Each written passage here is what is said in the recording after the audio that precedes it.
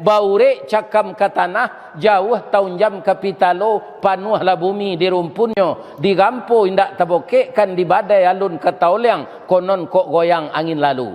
Karena mantapnya akidahnya bapak-bapak, ibu-ibu, dilemparkan ke dalam api itu dia tidak cemas.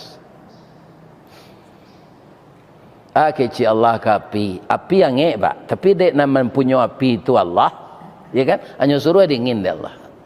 Kuni bardan wasallaman ala Ibrahim. Api itu sifatnya angin pak. Tapi dek Allah ketika membakar Ibrahim itu, api dinginlah engkau.